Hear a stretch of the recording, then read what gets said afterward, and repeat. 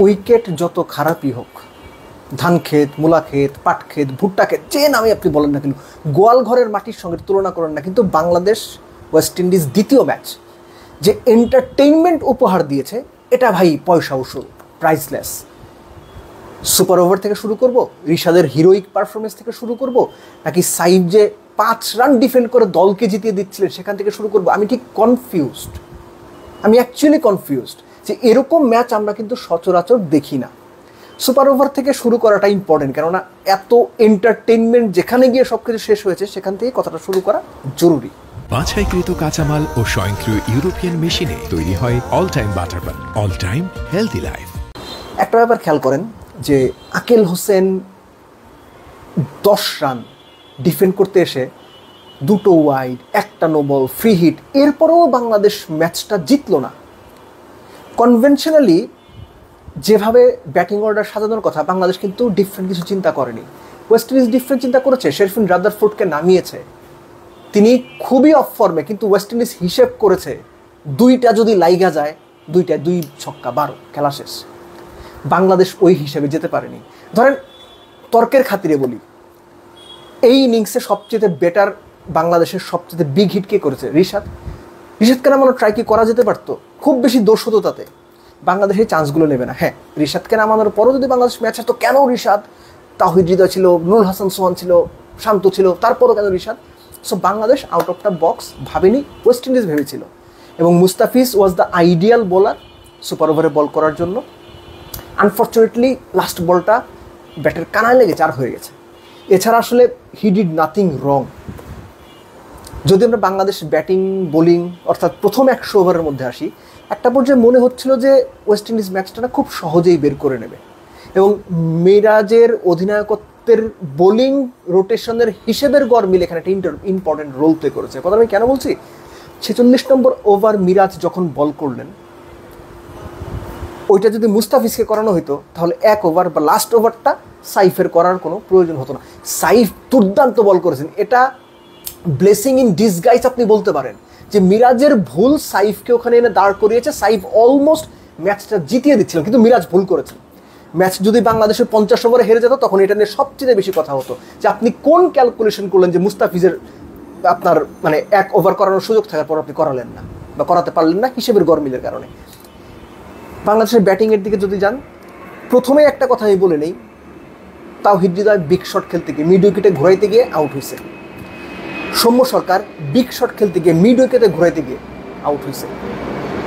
ঠিক একইভাবে মাইদুল ইসলাম অঙ্কন বিগ শট খেলতে গিয়ে মিড উইকেটে ঘুরাইতে গিয়ে আউট হয়েছে। এই 3টার কোনোটাতে আমি কোনো দোষ দেখি না।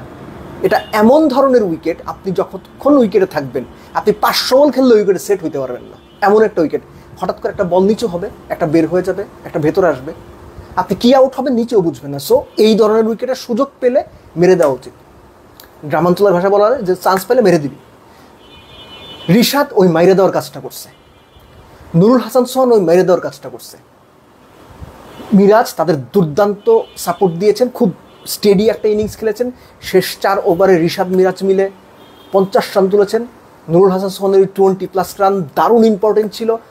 একই সঙ্গে রিশাদের 14 বলে যে 39, এটা করার পর না আমি পার্সোনালি ফিল করছিলাম ওয়েস্ট ইন্ডিজ বোধহয় 200 করতে পারবে না এই উইকেটে। কিন্তু ওয়েস্ট ইন্ডিজের শাই হোপ এত ভালো ব্যাট করেছে, তারা ব্যাটিং অর্ডারটা লেন্দি করেছে, লম্বা করেছে, ক্যালকুলেটিভ ওয়েতে এত ভালো ব্যাট করেছে, যেটা ওয়েস্ট ইন্ডিজের কাছ থেকে সত্যিকার অর্থে আমি পার্সোনালি প্রত্যাশা করিনি। তারা বিয়ন্ড মাই এক্সপেকটেশনস ব্যাটিং ওয়াইজ পারফর্ম করেছে। সো আমার যেটা মনে হয়েছে বরাবরই যে বাংলাদেশ এই ম্যাচটা হারা ডিজার্ভ করে না। আবার একই সঙ্গে ওয়েস্ট ইন্ডিজের দিকে যদি যাই, শাই হোপ যেভাবে ব্যাট করেছেন তিনি এবং জাস্টিন গ্রিভস যেভাবে হারা ম্যাচটা জেতার দিকে নিয়ে গিয়েছিলেন, তারাও যদি ম্যাচ হারতো তাদের সাথেও বোধহয় জাস্টিস হতো না। এবং এই ম্যাচটা সত্যিকার অর্থে যদি টাই হইতো, তাহলে মনে হয় 2 দলের সঙ্গে জাস্টিস হইতো। কোনো দলই অ্যাকচুয়ালি এই ম্যাচটা দেখে মনে হয়েছে যে হারা ডিজার্ভ করে না, কেননা এত এন্টারটেনমেন্ট, এত অ্যাড্রেনালিন রাশ, এটা আসলে অতুলনীয়। হ্যাঁ, উইকেট খারাপ, যেটা আমি শুরুতেই বলছিলাম, যখন এই উইকেটে খেলে বাংলাদেশ ক্রিকেট আসলে কোনো লাভ হবে না, হচ্ছেও না, আগেও হয়নি। কিন্তু উইকেটের আলাপ বাদ দিয়ে যদি শুধুমাত্র আপনি এন্টারটেনমেন্টের হিসেবটা করতে চান, এই ম্যাচ ছিল এন্টারটেনমেন্টে ভরপুর। এবং এক কথায় যদি আপনি বলেন, it's all about entertainment and only entertainment.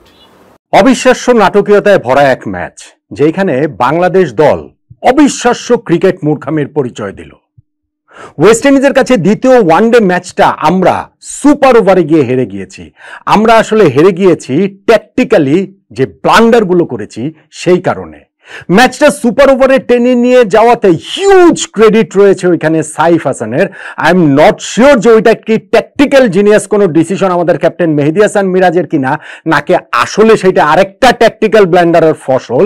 কিন্তু সুপার ওভারে গিয়ে আমরা যা করলাম এইটার আসলে কি দায় মুক্তি কিভাবে তারা নেবেন আমার আসলে এটা কোনো মাথাতেই ধরে না। আমাদের ক্যাপ্টেন মেহেদী হাসান মিরাজ, আমাদের কোচ ফিল সিমন্স, আমাদের আক্ষরিক অর্থেই যিনি আসলে টিমটার কোচিং করান মোহাম্মদ সালাউদ্দিন, আজকেও ডাগ আউটে দেখছিলাম তিনিই সবচেয়ে সরব। তারা আসলে এই ডিসিশনটাকে কিভাবে ডিফেন্ড করবেন আমি খুব কিউরিয়াস সেটা শোনার জন্য। এবং আমার কাছে মনে হয় আমাদের সেই ক্রিকেট মূর্খামির কারণেই ওয়েস্ট ইন্ডিজের কাছে এই ম্যাচটা আমরা হেরে গিয়েছি। ভাই, ক্রিকেট খেলা কখনো কখনো খুব অদ্ভুত। খুবই লো কোয়ালিটির একটা ক্রিকেট ম্যাচ শেষ দিকে গিয়ে কিরকম এক্সাইটিং হয়ে উঠলো। ভীষণ রকম বাজে কোয়ালিটির যে পিচ, সেইখানটাতে বাংলাদেশ 213 রান করেছে এবং সেইটাকে আমরা মনে করেছিলাম যে জয়ের জন্য যথেষ্ট। কিন্তু ওয়েস্ট ইন্ডিজও ঠিক 213 রানই করলো এবং সেই জায়গাটা তো আমাদের ব্লান্ডার রয়েছে। খেলাটা যখন সুপার ওভারে গড়ালো সেই জায়গাটাতে বাংলাদেশকে আমাকে একটা কথা বলেন তো, আমাদের বোলিংয়ে না হয় আমরা মুস্তাফিজের হাতে বল তুলে দিয়েছে, হ্যাঁ ঠিক আছে, spin friendly wicket, West Indies 50 ওভারের মধ্যে 50 ওভারে স্পিনার দিয়ে করেছে। আমাদেরও অ্যাপার্ট ফ্রম মুস্তাফিজ আর বাকি সবই হচ্ছে গিয়ে স্পিনার দিয়ে বোলিং করেছে। কিন্তু মুস্তাফিজ তার অভিজ্ঞতা, ডেথ ওভারের অভিজ্ঞতা, বিভিন্ন ফ্র্যাঞ্চাইজি লিগ খেলেন, ইভেন আইপিএল, ফলে তাকে সুপার ওভারে বল তুলে দেয়া তার হাতে, ওইটা আমার কাছে ব্লান্ডার মনে হয়নি। কিন্তু আমাকে বলেন, যখন আমাদের টার্গেট 11 রান, আমাদের যে 3 জন ব্যাটসম্যান নেমেছেন তার মধ্যে রিশাদ হোসেন নেই কেন? কি কারণে? রিশাদ আজকে একটা 14 বলে 39 রানের ইনিংস খেলেছেন 50 ওভারের ওই সময়টাতে, যেইটাতে তিনি 278 স্ট্রাইক রেটে ব্যাটিং করেছেন এবং যেইটা বাংলাদেশের ওয়ানডে ক্রিকেট ইতিহাসে 30+ রান করা ইনিংসের মধ্যে সবচেয়ে ভালো স্ট্রাইক রেটের রেকর্ড তিনি করেছেন। মাশরাফি এবং সাকিব 16 বলে 44 রান করেছিলেন, মাশরাফি কেনিয়ার বিপক্ষে, সাকিব পাকিস্তানের বিপক্ষে, সেই রেকর্ডটা রিশাদ টপকে গিয়েছেন। প্রথম ওয়ানডে ম্যাচটা তো রিশাদ 13 বলে 26 রানের একটা ইনিংস খেলেছেন। তাহলে এই ব্যাটসম্যানটাকে আপনি যে 3 জন ব্যাটসম্যান নমিনেট করছেন সুপার ওভারে আপনি 11 রান চেস করার জন্য, সেই রিশাদকে রাখবেন না? রাখবেন না শুধুমাত্র এই কারণে যে কাগজে কলমে তিনি হচ্ছে গিয়ে লোয়ার অর্ডার ব্যাটসম্যান, সেই কারণে আপনার এই 3 ব্যাটসম্যানের মধ্যে রাখলেন সৌম্য সরকারকে, যিনি আজকের ম্যাচে 45 রান করতে খেলেছেন 89টা বল, অর্থাৎ 50 স্ট্রাইক রেটে ব্যাটিং করেছেন। আপনি রেখেছেন সাইফ হাসানকে, যিনি আজকে প্রথম 14 বলে কোনো রান নিতে পারেননি, 15তম বলে গিয়ে একটা ছক্কা মেরেছেন, 16 নম্বর বলে গিয়ে তিনি আউট হয়ে গেছেন। এবং আপনি রেখেছেন হচ্ছে গিয়ে নাজমুল হোসেন শান্তকে,